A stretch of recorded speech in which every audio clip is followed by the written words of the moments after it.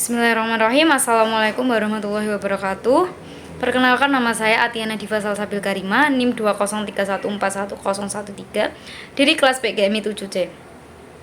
Di sini saya akan memenuhi tugas mata kuliah Seni Budaya dan Prakarya untuk ujian akhir semester, yang mana nanti berisi tentang potensi yang dimiliki berupa karya, yakni saya mengambil karya mengedit video. Nah, di dalamnya nanti saya akan membuat vlog yang saya berkunjung di 3 tempat di daerah Surakarta, yakni yang pertama ada Keraton Surakarta, yang kedua Pasar Gede, dan yang ketiga ada Balai Kota Surakarta.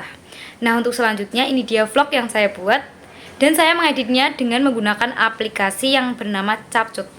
Terima kasih.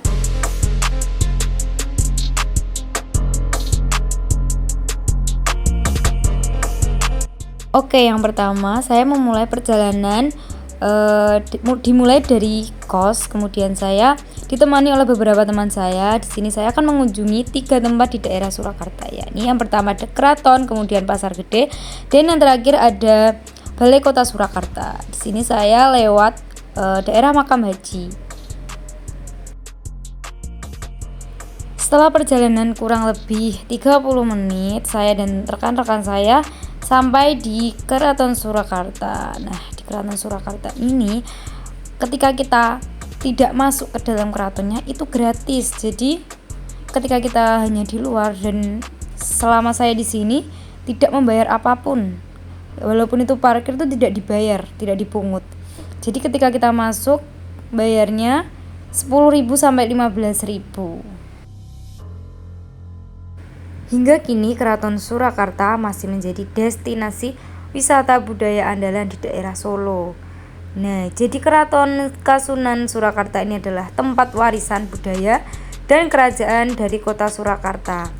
Nah, sebelum kita membahas lebih lanjut, pada dasarnya kita harus mengerti dulu sejarah dari Keraton Kasunan Surakarta. Nah, ini dia sejarah dari Keraton Kasunan Surakarta. Nah, selanjutnya ada beberapa tata cara ketika kita masuk pada museum atau ke dalam keratonnya, yakni yang pertama ya kita harus memakai sepatu dan celana panjang.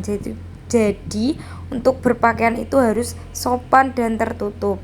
Nah, pengunjung yang memakai sandal disarankan untuk melepas sandal dan berjalan dalam keraton tanpa alas kaki.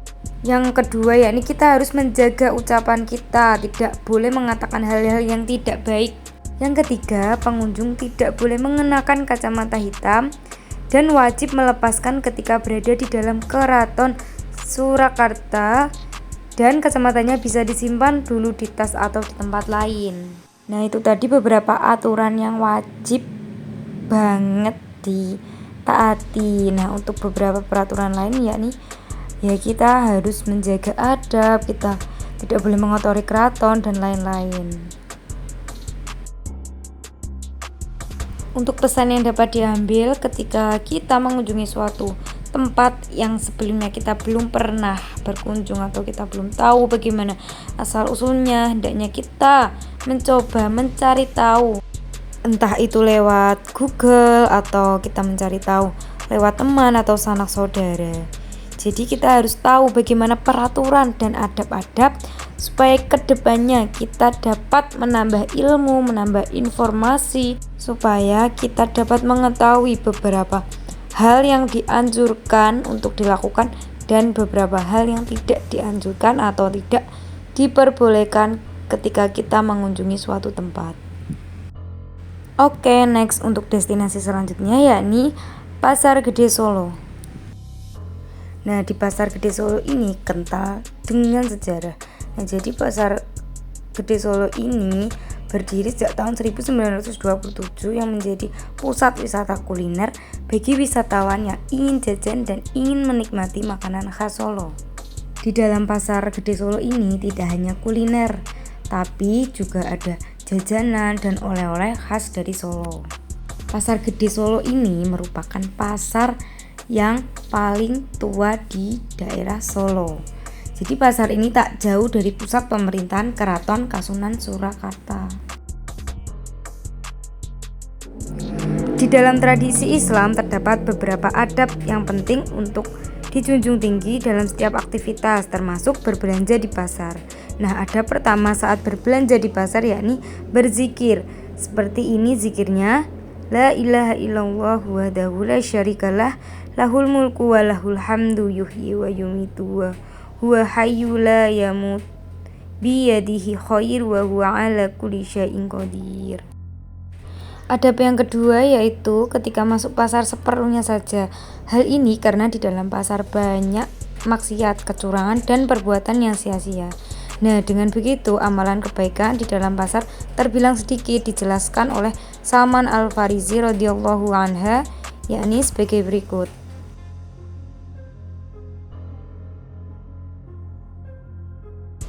Adab berikutnya saat belanja di pasar adalah jujur dan amanah. Dari Abu Hurairah radhiyallahu anha, Rasulullah shallallahu alaihi wasallam bersabda bahwa tanda orang munafik itu ada 3: dusta dalam perkataan, menyelisihi janji jika membuat janji, dan khianat terhadap amanah. Dalam masuk pasar juga terdapat doa yang dibaca oleh Nabi Muhammad SAW. Seperti ini doanya: Bismillah, Allahumma inni as'aluka khaira hazihi syuhri wa khaira ma fiha wa a'udzubika min syarriha wa syarri ma fiha. Allahumma inni a'udzubika an usiba fiha yaminan fajiratan aw syaf'atan hasiratan.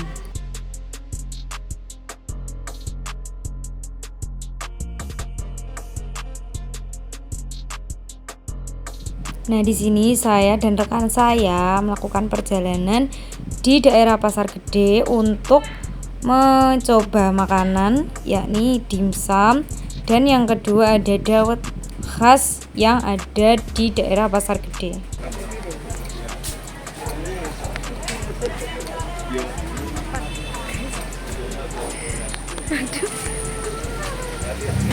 Saya bersama dengan rekan saya Fitri Agusnida yang juga akan melakukan visit Solo. Makanan yang saya coba dan teman-teman saya coba yang pertama yakni ada dimsum. Nah, jadi di sini harganya 9.000 dan itu ada 3 jenis dimsum. Selanjutnya yakni ada dawet yang 1 mangkok ini harganya 8.000 saja.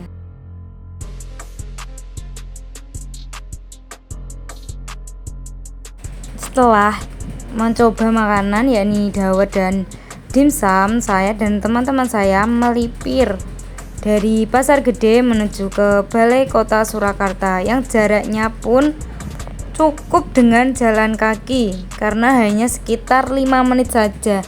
Tinggal menyeberang dari daerah Pasar Gede, menyeberang sedikit kemudian sampai di daerah Balai Kota Surakarta.